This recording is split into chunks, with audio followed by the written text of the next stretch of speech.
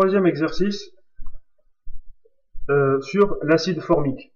Donc formique, on voit bien la racine du mot fourmi, c'est l'acide présent naturellement dans le corps des fourmis. Alors, on vous dit que c'est un acide faible, cet acide formique, et on le trouve dans le dard de plusieurs insectes comme les abeilles et les fourmis, mais aussi sur les poils de certaines plantes urticantes comme les orties. On vous demande, première question, le pH d'une solution d'acide méthanoïque est-il supérieur, inférieur ou égal à 7? Alors, pour savoir ça, est-ce que c'est acide, basique ou neutre? C'est ça que ça veut dire, hein. Inférieur à 7, acide, égal à 7, neutre, et supérieur à 7, basique. Déjà, la seule information que l'on ait sur ce document, c'est qu'on parle d'acide méthanoïque. Donc, si c'est un acide, on se doute que le pH d'une solution d'acide méthanoïque va être inférieur à 7, puisque c'est un acide. Alors, question 2A, il faut rappeler ce qu'est un acide faible. Donc ça, on l'a vu en cours. Un acide faible, c'est un acide qui, lorsqu'il va réagir sur l'eau, il ne va pas réagir totalement. D'accord? Donc c'est la définition d'un acide faible. C'est un acide qui ne réagit pas totalement sur l'eau, dont la réaction avec l'eau n'est pas totale. Donc on dit aussi que la réaction est limitée. Alors ensuite on vous demande quelle est la base conjuguée de l'acide méthanoïque. Alors pour trouver la base conjuguée, déjà on a vu en cours que la différence qu'il y avait entre un acide et une base, c'était que la base avait un proton H+ en moins que l'acide, ou que l'acide avait un proton H en plus que la base. Donc on va regarder cette formule. La seule information que l'on a pour regarder ça dans le texte, c'est la formule de l'acide méthanoïque. Donc c'est H, c'est OOH, l'acide méthanoïque.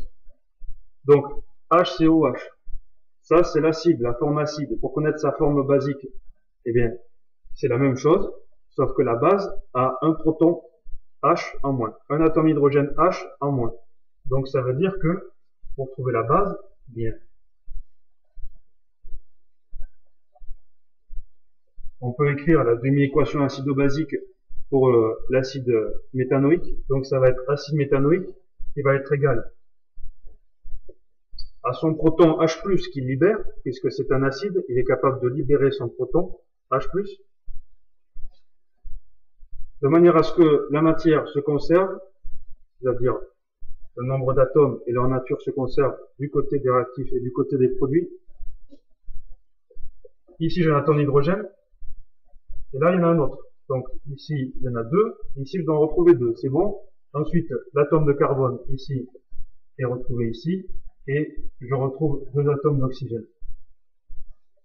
Ce n'est pas fini, ici j'ai une charge plus, ici pour l'instant j'ai rien. De l'autre côté, tout ça, il n'y a pas de charge, c'est neutre. Donc l'ensemble ici doit être neutre. Donc on doit rajouter une charge négative ici, portée par cette molécule. Donc cette molécule ici, qu'on appelle aussi ion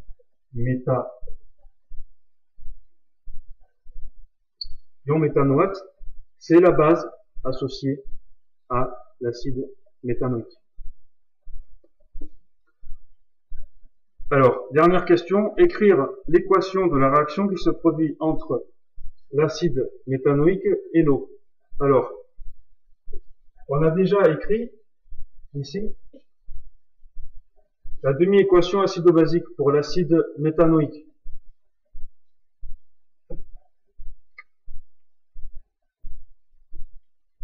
Donc, on peut soit l'utiliser, soit on sait que l'acide méthanoïque va réagir sur l'eau, donc on sait que c'est un acide, donc on a l'acide méthanoïque qui va réagir avec l'eau. L'eau, vous le savez, c'est H2O. Alors, pour former, c'est une réaction acido-basique, ça veut dire qu'il y a un acide qui réagit avec une base. Donc ça veut dire que ici, on a l'acide, ça c'est l'acide méthanoïque, c'est l'acide, il va réagir forcément avec une base. Donc ici, l'eau, on a vu qu'elle appartenait à deux groupes acido-basiques. Mais là, l'eau, forcément, va être une base. Qu'est-ce que ça va former? Eh bien, lors d'une réaction acide-basique, on a vu que l'acide, qui était du côté des réactifs, du côté des produits, devenait la base associée. D'accord? Et quand on avait une base du côté des réactifs, ça devenait de l'autre côté l'acide associé. Donc ici, l'acide éthanoïque a pour base, on vient de le voir, ion méthanoate HCO-. Donc voilà le premier produit. Et ensuite l'eau, ici je le rôle de base.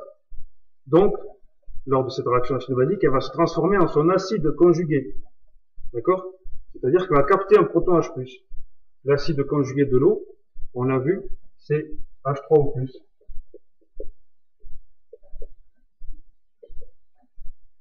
Voilà.